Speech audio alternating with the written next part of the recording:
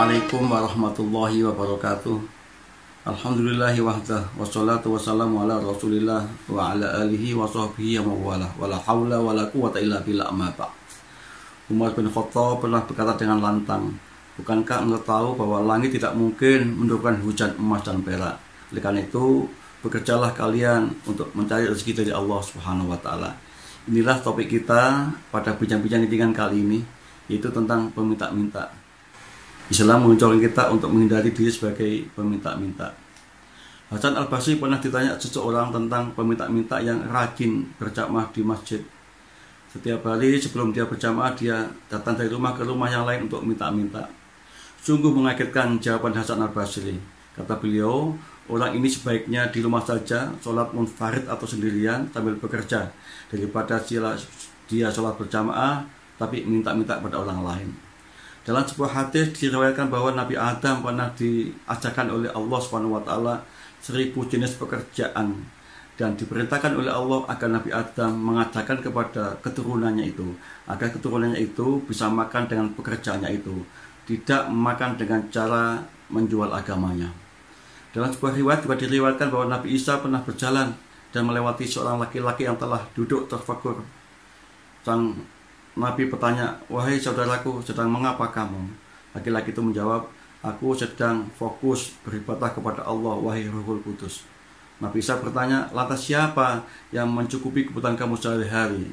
Laki-laki menjawab, "Saudara-saudaraku." Mendengar jawaban itu, Nabi Isa berkata, "Sungguh ibadah saudaramu itu jauh lebih baik dibanding ibadah kamu."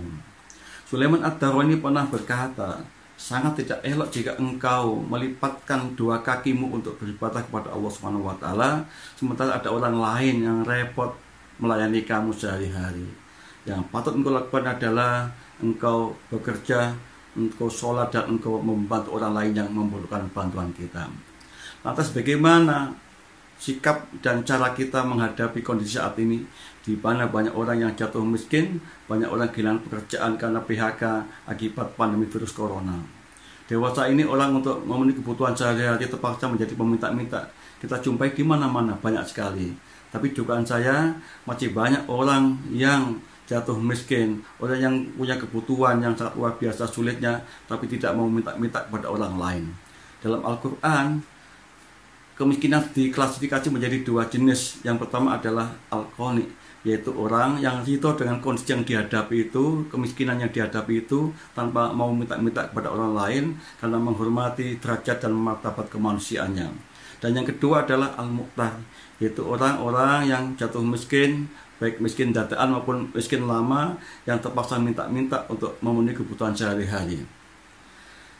Al-Quran menyebutkan fakulu minha wa atimul qani awal muqtar, maka makanlah daging korban itu dan sebagiannya bagikanlah kepada orang-orang al-qani, orang-orang yang ridho dan keadaannya dan tidak mau minta-minta kepada orang lain.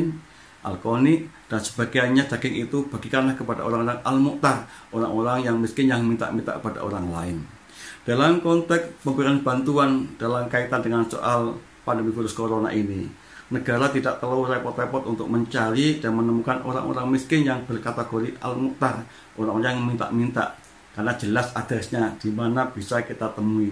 Tapi berbeda dengan orang miskin yang al-qani, orang-orang miskin akibat kondisi maupun karena keadaan pandemi ini dan tidak mau minta-minta pada orang lain. Tugas negara adalah mengidentifikasi, mencari dan menemukan mereka sampai ketemu, dan akhirnya dibantu sebagaimana negara membantu orang-orang miskin yang al-muqtar atau yang minta-minta.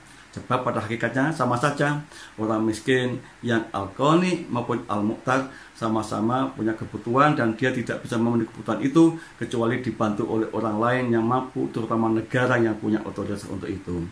Mudah-mudahan Allah Subhanahu wa taala memberkahi langkah kita membantu negara yang sedang mengentaskan saudara-saudara kita yang miskin, baik yang al-qani maupun yang al-muqtar.